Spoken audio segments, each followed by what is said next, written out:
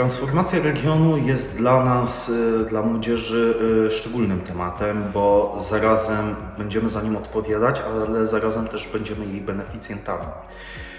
Kluczowe jest dla nas, abyśmy zadbali o ten Bełchatów, bo jakby nie patrzeć, nie każdy z nas planuje stąd wyjechać.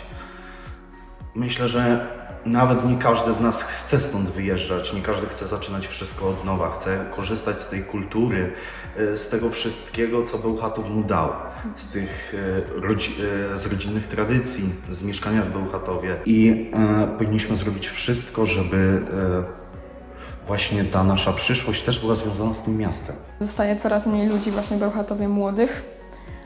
Zaczyna się to, inni już nazywają to miastem starców właśnie przez to, że zostaje bardzo dużo tych starszych osób już na emeryturze, a młodzi coraz bardziej wyprowadzają się do tych większych miast, więc na pewno to jakoś do nas przemawia, zwłaszcza, że też jesteśmy młodzi i też nas to prawdopodobnie czeka, jeśli nic się nie zmieni.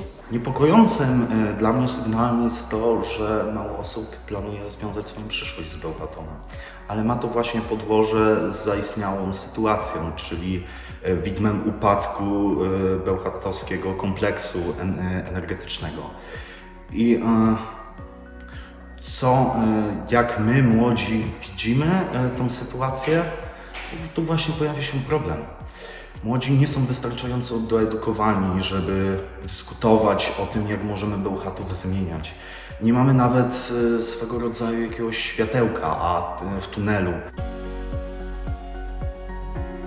Nie jestem czarodziejem, trudno mi, że tak powiem, wymyślić przyszłość dla naszego miasta. Niestety, patrząc w perspektywie właśnie tych lat, nie wygląda to kolorowo. Jest to bardzo ciężki temat. Myślę, że wiele ekspertów tutaj ściąganych też ma bardzo wiele różnych dylematów.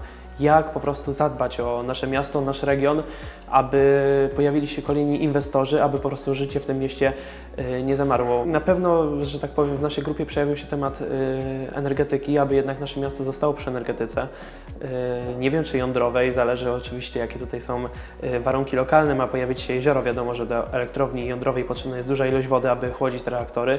Pojawi się jezioro, no jednak to są, że tak powiem, takie tematy, myślę, że dla nas, dla ludzi młodych, że tak powiem, ciężkie, ponieważ eksperci nad tym się zastanawiają, a my dopiero młodzi, no to możemy tam nasze jakieś tam pomysły przedstawić, które nie wiadomo w ogóle, czy są realne do zrealizowania. Słyszymy od kilku lat już od PGE o budowie jeziora na terenie kopalni węgla brunatnego, ale nie słyszymy nic o elektrowni. I grzechem byłoby zburzyć taki, jakby nie patrzeć, cud techniki, jakim jest elektrownia w Bełchatowie. Powinniśmy elektrownię wykorzystać, utworzyć z niej mini miasteczko muzealne, żeby pokazywać to, jak wyglądała praca w sektorze energetycznym. Kto wie, może za niedługo już obecnie znany nam sektor energetyczny opierający się na węglu nie będzie znany. I dla przyszłych pokoleń będzie to idealna okazja, idealna szansa, żeby pokazać, jak wyglądała praca właśnie w elektrowniach węglowych. Mamy bliskość Piotrkowa Trybunalskiego. Piotrków Trybunalski obecnie jest jednym z najważniejszych węzłów komunikacyjnych w naszym kraju. Właśnie z tego powinniśmy korzystać. Budować w okolicach Bełchatowa nowoczesne magazyny, centra logistyczne. Nie zapominajmy także, że u nas w Polsce rozwija się technologia IT. Powinniśmy się skupić na rozwoju firm informatycznych w naszym regionie. Jakby nie patrzeć, w okolicy znajduje się Łódź, która może oferować nam nowych, wykształconych pracowników. I lokalizacja w Bełchatowie takiego przedsięwzięcia w centrum naszego kraju byłaby doskonałym pomysłem. Generalnie na pewno postawi się bardziej na rozwój tej młodzieży.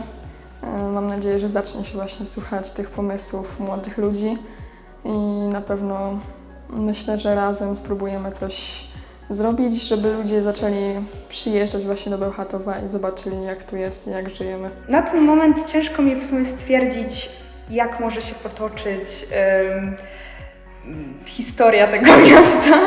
Nigdy się nad tym jakoś tak nie zastanawiałam, bo od kiedy już wiem mniej więcej, co chcę robić w przyszłości i co chcę robić po liceum, gdzie wyjechać na studia, to nie wiązałam nigdy swojej przyszłości z Bełchatowem i nie myślałam nad tym, jak to miasto może się rozwinąć, bo zawsze twierdziłam, że nic tutaj nie ma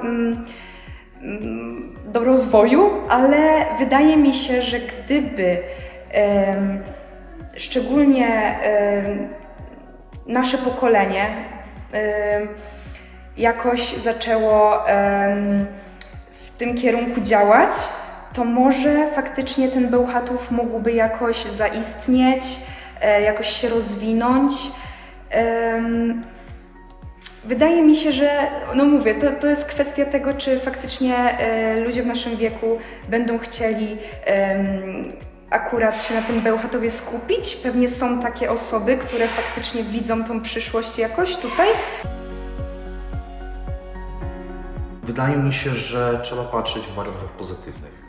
Nie należy tego wszystkiego przekreślać. Oczywiście możemy patrzeć na to, że w latach 90. mieliśmy Wałbrzych, który upadł i do tej pory nie może się podnieść. Ale nie musi być tak w Bełchatowie. Możemy zrobić wszystko. Przypomnijmy, że wtedy były inne czasy. To było 30 lat temu. Plan Buzka, przemiany gospodarcze, to wszystko wpłynęło właśnie na likwidację tego Zagłębia Wałbrzyskiego. Możemy zrobić wszystko, żeby nie dopuścić do tego, żeby Bełchatów został drugim Wałbrzychem i żeby był miastem idealnym. My, młodsze pokolenie, w ramach tego aktu wdzięczności względem tego starszego pokolenia, którzy wybudowali ten energetyczny Bełchatów, my powinniśmy zrobić wszystko, żeby oni żyli właśnie w nowoczesnym, rozwiniętym mieście, żeby czuli się bezpiecznie, żeby nie było wysokiej przestępczości, żeby byli szczęśliwi, żeby mogli korzystać z tego, żebyśmy my dali im to samo, co oni dali nam.